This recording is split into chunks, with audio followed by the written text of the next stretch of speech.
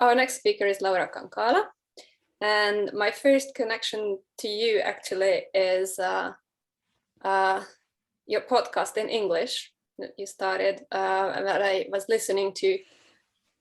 We need to talk about InfoSec in the car on our way to the Mökki every week. When weekend we went, we were listening to it. So this is how, as a normal civilian, I was exposed to the InfoSec world.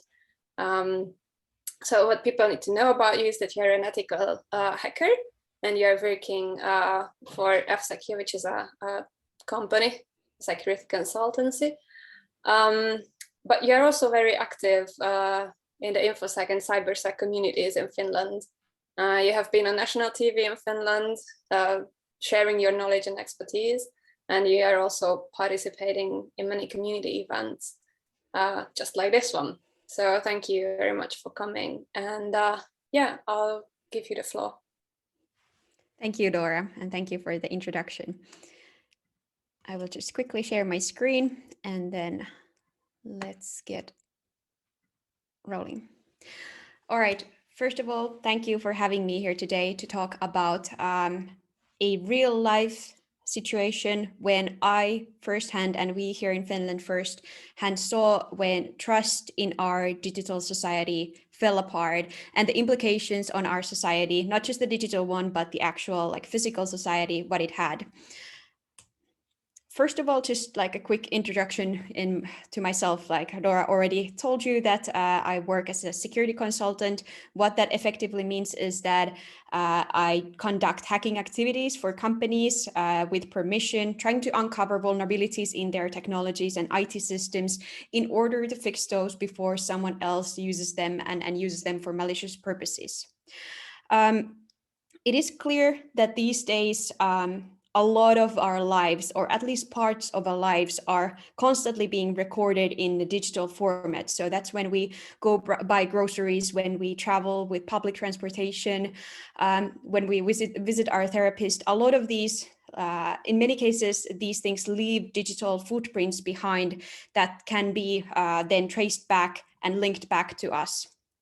And this story I'm going to tell you about is a real life story that happened here in Finland back in 2020, late in 2020. And I'm going to retell the story of this one psychotherapy clinic from the perspective of not only a security professional working around that incident and trying to help the victims out, but also as a citizen of Finland who got affected by that breach, not directly, but indirectly. This all started when I saw this message on Torilauta. Torilauta is a discussion board in Tor network in Finnish, where people share a lot, like all kinds of stuff, sometimes selling and buying of drugs or things like these. But this really caught my attention one October day in 2020. A person going by the name of Ransom Man told everyone there that they have hacked into the psychotherapy clinic Vastaamo.fi and stolen confidential patient records. And now they have been asking for a small payment of 40 Bitcoins, which was around 20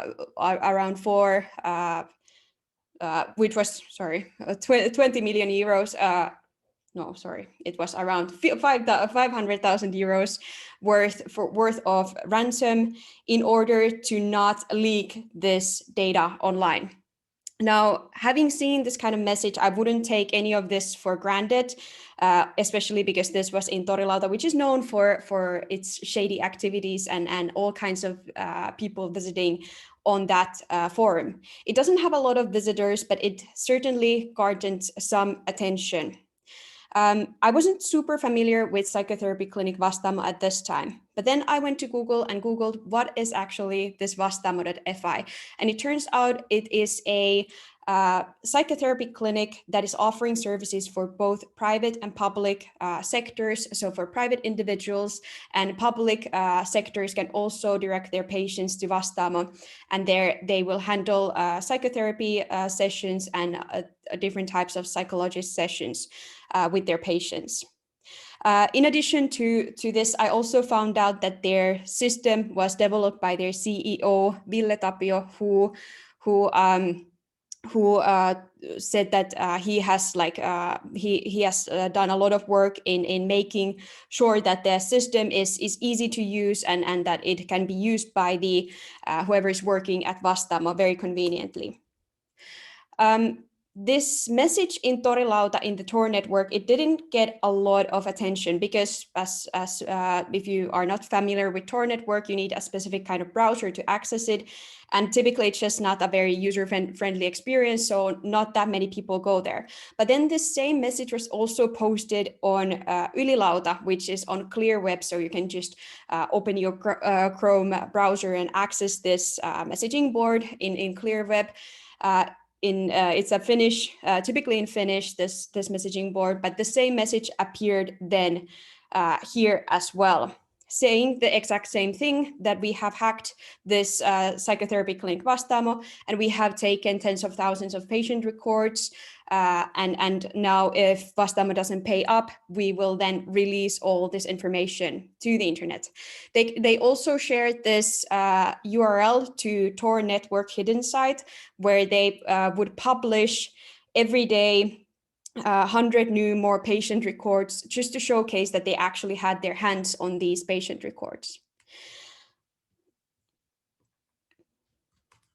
It wasn't long until, or it didn't take long until all the news outlets and the biggest publications in Finland were on to this case. Everyone was writing about it, and this was probably the way that most of the victims also first heard about this thing. So that they would open the news and they saw this familiar logo of a company that they had been using, that it had been subject to a data breach, but the impact and the overall amount of data and the type of data was still out there to question what was actually being leaked. Interestingly, this ransom man that I mentioned, who posted the messages on both Torilauta on Tor network and then in Ylilauta, or at least claimed to post them there, they also contacted on the background some of the one of the most well-known Finnish journalist called Henrik Kärkkäinen, who works at Ilta-Sanomat and is known for covering different types of IT-related news. This ransom man, they wanted to kind of frame the story in a way that they would not look like the criminal. They wanted to frame the story in a way that would make Vastaamo look like the actual villain instead of them. And this is an interesting way of actually trying to approach a journalist as a perpetrator of a crime and trying to tell the journalist how and what to write in a story. In order to convince Henrik Kärkkäinen that this ransom man was actually who they were claiming to be, they actually sent or posted this henrik.txt in the the hidden site URL that I showed you, just to showcase that, yeah, I'm actually who I'm claiming to be and that you should trust me. After this, Vastaamo also started to react and started to send these messages to their clients that your patient data potentially has been breached and that we are investigating what has taken place. And this was probably one of the first times that actually one of my friends called me. And she said to me that, Laura, I'm afraid that my information has been stolen. What should I do? And then I went through all the things that I could think of, how you could prevent being a victim of identity theft when your sensitive data, being home address, social security number, and such have been leaked. And we covered that. But then she was, okay, yes, that is fine and good. But what about all the sensitive data that I shared with my therapist? What about all the secrets that I had shared with them that I would not even share with my parents? And at that point, even as a security professional, well, I didn't have any answer to that, because when data is breached, it effectively is out there forever. It is impossible to scoop it back in. And in this case, it made also me as a security professional feel quite powerless, because there was effectively nothing I could do in order to help her or help all these people who had their sensitive data now out there. Quite soon, though, when this ransom man started to become more active and have discussions with people and started to share stuff, especially on the Tor hidden side, and shared, like, for example, more evidence of who he was and or who they were and stuff like this. A lot of people started to question: are they really that capable? Like, is this person behind this hack, are they actually like some epic hacker, or could it be that they are more of a what we would call a script kiddie? Script kiddie basically means that they're using potentially like ready-made exploits or super easy vulnerabilities to gain access into systems and stealing data. And this was also because he or they accidentally shared too much information when they copy pasted like an HTML file that contained some tracking cookies and so on. And also at this point, there started to be rumors about how Vastaamo also potentially did not have their databases protected accordingly and had left them out for easy attacks and for easy access, so access into the potentially very sensitive patient records. As days progressed from the start of that this week to Thursday, this ransom man was very active on different messaging boards online, and people were asking them how much Bitcoin or how many Bitcoin do you want to permanently delete my information? And we could already see that people were starting to kind of like panic that they really did not want their information to be out there for everyone. And ransom man would also very oftentimes would reply back to these people and for example give out Bitcoin demands on like how many cryptocurrency Bitcoins you need to pay in order for me to delete things. And also they held up to their word that every day that progressed, they released 100 more records as well. They also started to look quite early on a translator to help them to translate a newsletter to Vastaamo's patients, so the victims of this data breach, so that they could then send out more information to them. At this point, it is clear that this ransom man is the most wanted person in Finland, in the Nordics, in the world even. They have garnered so much media attention. All of the media outlets, as I showed you from the very start, they started to write about this hack, about this ransom man, and they also kind of seem to enjoy the fame to some extent.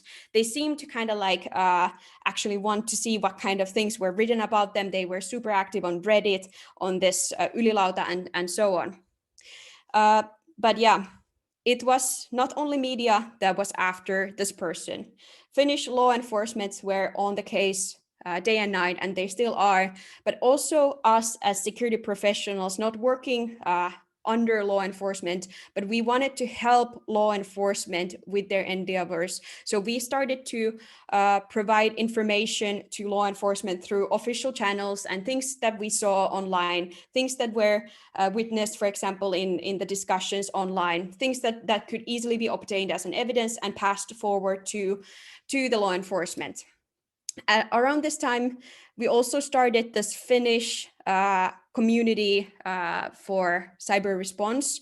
This is basically just volunteers, including myself, working under this specific name, Kyber-VPK, which roughly translates to voluntary fire brigade, so that we kind of wanted to do just about anything we could in order to help the victims. What we ended up doing, for example, not me, but other members of Kyber-VPK, was, for example, write a very detailed guide on how to protect yourself against identity theft.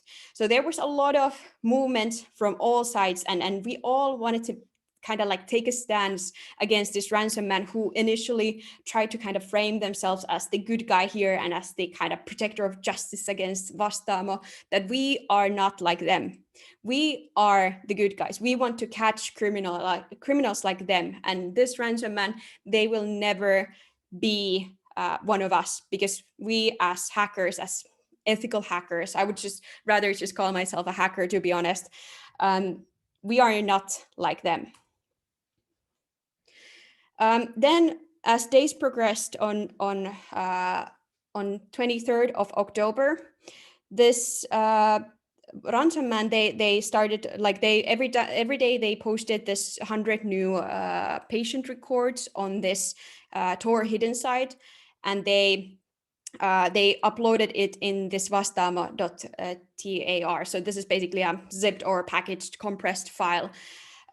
Typically, this file size was like 50 megabytes or something, but suddenly during this 23rd of October, it suddenly became like 10 megabytes and 10 gigabytes. And that implies that it's a really like a big file. It doesn't just contain text. It's almost like a small operating system like amount of data. People started to download this because this was very obviously that something had gone wrong, because this was not only 100 new patient records that had been added. And actually, ransommen themselves also noted that, oh, whoopsie, enjoy a big tar, that they had clearly made a mistake letting their kind of like the ransom material leak through their fingers, because now effectively anyone online could have these patient records. And what ended up being inside of this file was actually much more than just patient records. It was more information about the scripts and things that this ransomman was using. In addition to this, well, not in addition, perhaps because of this. So after doing this mistake of letting all of this data leak, or like kind of like letting it go out of their hands, they started to send out these emails to all of the victims of the data breach. So all of the people who were involved in the data breach. I will just roughly translate the biggest part of this. It's in Finnish, but it basically has the name, the last name, and the social security number of a person. And then it just says that, yeah, you probably have read on the news that we have hacked into this Vastaamo's patient database, and we are now reaching out to you because you are one of these people who were using these psychiatric services.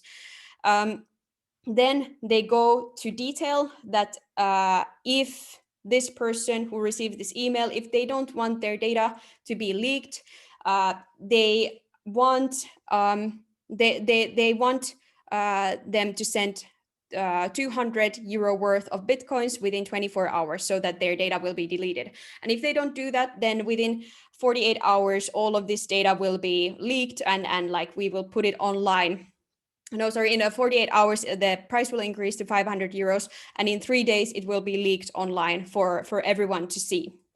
It also had guidance on how to buy Bitcoin, so where to go and how to transfer actual like euros into Bitcoin. And then it also had this victim-specific Bitcoin wallet address, so that every victim had their own address for where they could transfer the money.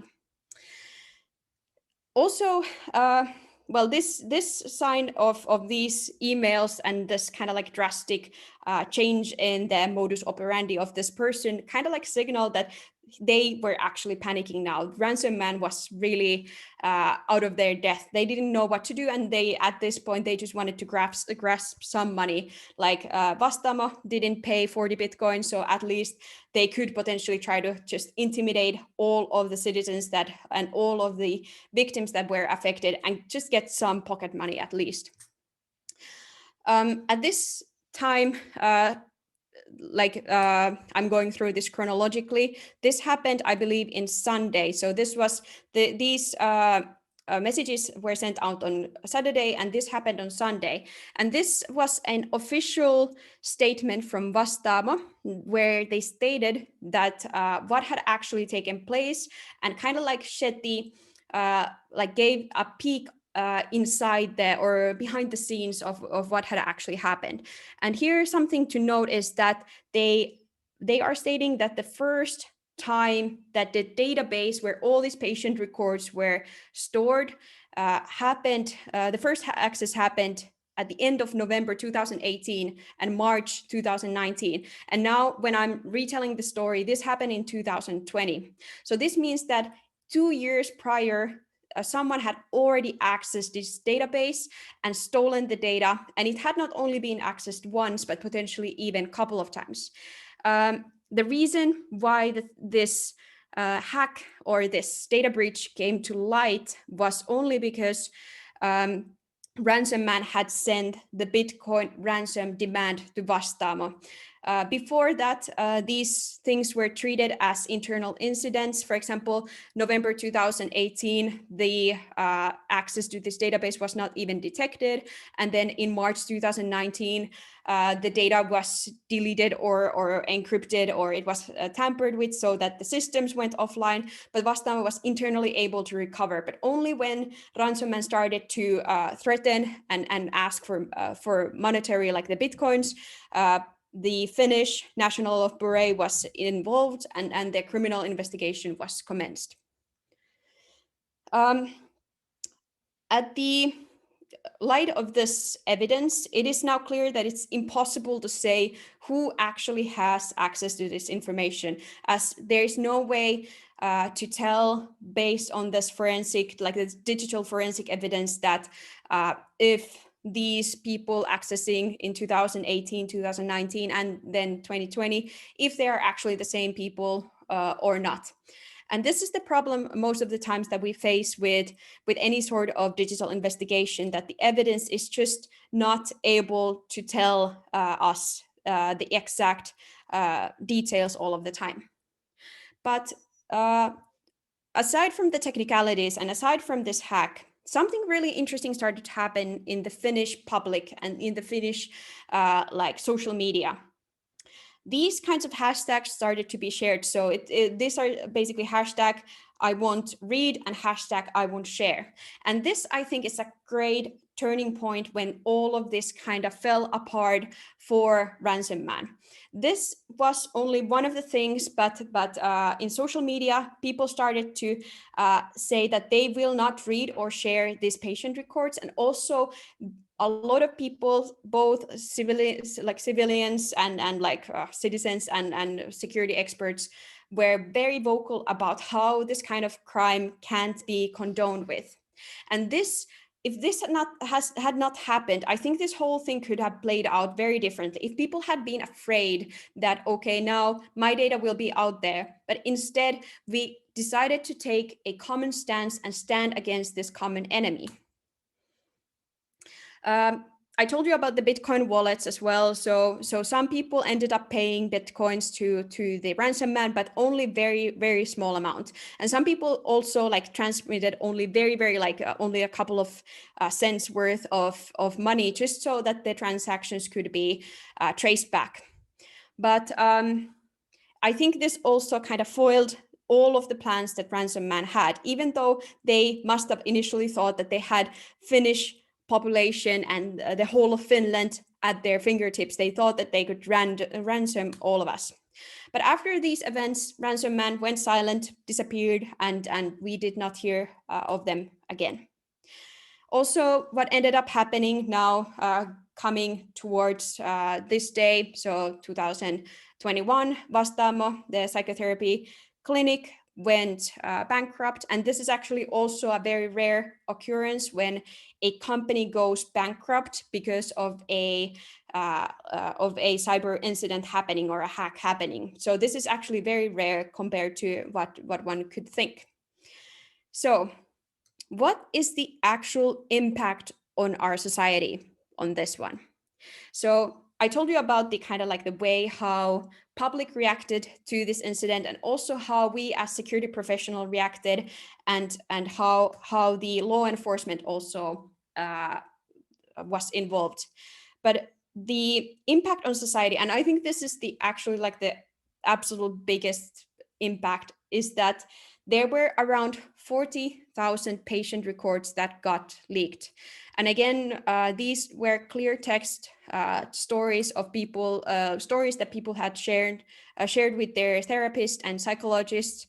So this is the biggest impact, that we have this amount of people scared for their safety, scared for their mental well-being, scared for what will happen in the future. Also because this is such an unknown realm for many people. we can see see hacks happening in Hollywood movies. It always seems very like dark and scary. And this dark and scary thing happened to these 40,000 people. And to be fair, it is dark and scary.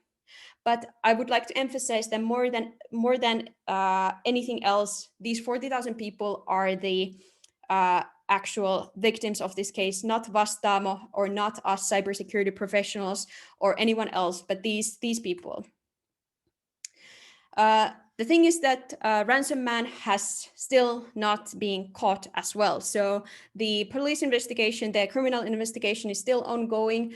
We have gotten some good news about the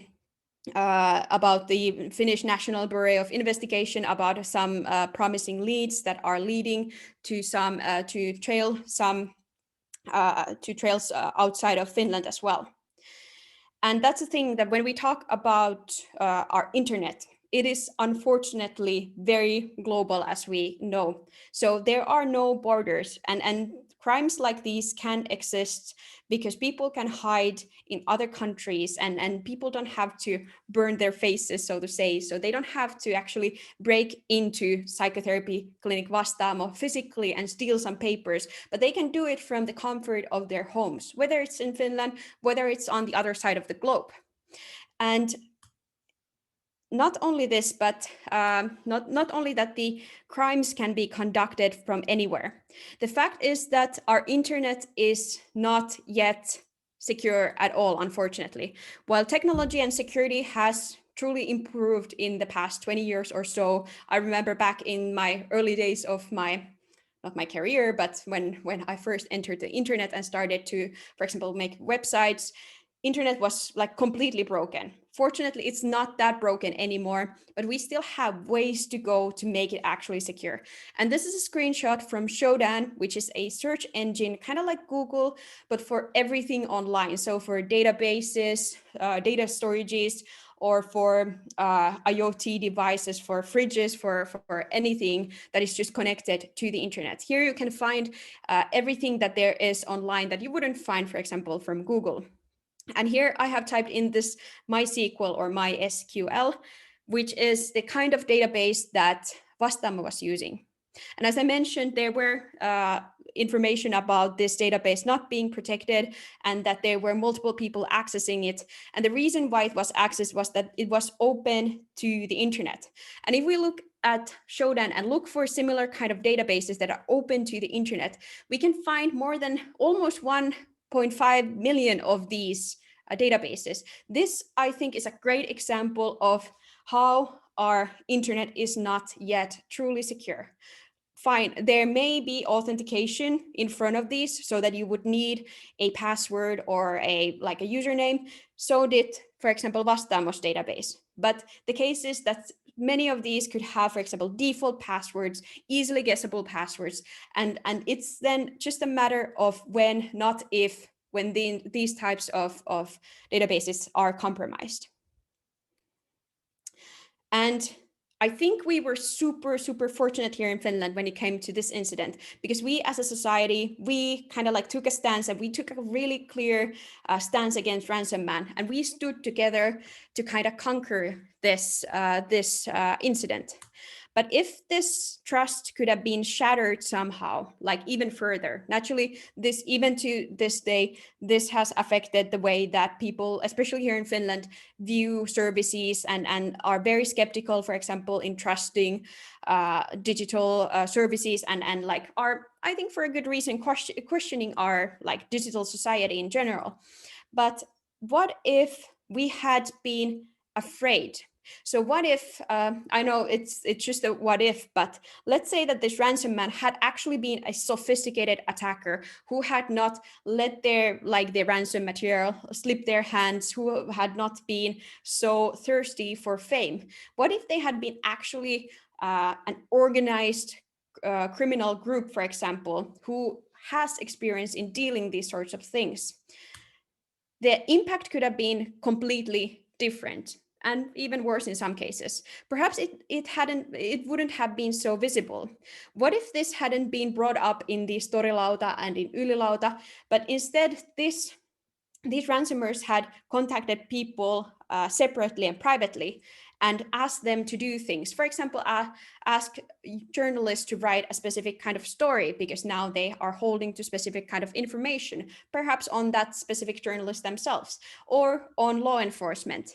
These kinds of things, they have really systematic like effect on us, because we, in the end, we all are human. We all can be reasoned with, we can be threatened, and these if someone has unfair leverage against us, for example through information like this, it can really lead to consequences such as us not wanting to say what we actually think, us saying something else that what we want to say because someone is threatening us. And I'm not gonna dive too deep into this, but just a tiny bit on time. Yeah, I'm ending this soon. Just like another food for thought before I end is that it's not only data that can be stolen, but there are also business, like critical, infrastructurally critical operations that can be hampered. So this picture is actually from Colonial Pipeline incident. So this happened in US in this like start of the summer, when a criminal organization got their hands into a billing system of oil pipeline company, and thus this oil pipeline company had to effectively end their business for the time being in order not to kind of like prevent the impact from spreading. So I'm actually going to end this here, but I'm going to just say that the solution for these kinds of things is not just technical. So it's not just about us fixing what is broken on technology side. I think it's also us understanding that these criminals, they are also human, and that these criminals, they do get caught, contrary to common belief that, yeah, you can just do cybercrime and never be caught. That is not true. We catch cyber criminals all the time, and it's important to understand, yeah, that these are people. They can be individual people, they can be groups of people, they can be groups sponsored and supported by nations, but in the end, they are people. And I think this is a good place to end, because this is a thing that DarkSide, which is a criminal organization, unlike Ransom Man, who may have been operating alone, they wrote this on their leak website, where when it came to light that they were potentially behind this Colonial Pipeline hack. They said that our goal is to make money and not create problems for society. This means that these criminals, they are also, they live in these societies, and it would not be beneficial for them either if these societies fall apart around them, unless there is a specific circumstance that would then make it profitable and better for them to create these sorts of problems for societies. Thank you. Okay, great, thank you. I think just very quickly, if you could react to this question that, okay, KyberVPK created this guide for people. Are there similar guides for protection against attacks from state actors or anti-democratic motives? Like, are the threats essentially similar or different when it is commercial interest and when it is probably something else? That's a really great question. This guidance that we have, it is more targeted for general public. So if there are attacks against like with state actors, effectively, the defenses need to be a little bit different, somewhat the same, but a little bit different. Also because the resources that these state-sponsored actors have are much larger than common criminals. They have more money, and they can use, for example, zero-day vulnerabilities that do not have patches. So what that effectively means that in some cases, if you are a person of interest, it can be really, really difficult for you to protect your devices. I would say in that case, this is going to be a long answer, so I'll try to cut it short. And if you have more questions, feel free to reach out to me over Twitter, for example. But you need to think of your security in a more detailed manner, for example, through multiple devices and segregation of your accounts and things like these. Okay, Great. Thank you very much, Laura, for joining. Yeah, if you have any resources that you can share with us, even I don't know if this guide is in Finnish, most likely, but It's in also case if in it could English. be in English, yeah, okay, Yeah. excellent. So that would be great if you could share that with us as well. Yeah, I can just turn my camera off and I'll drop it in the chat for everyone. Great. Thank you. Thank you.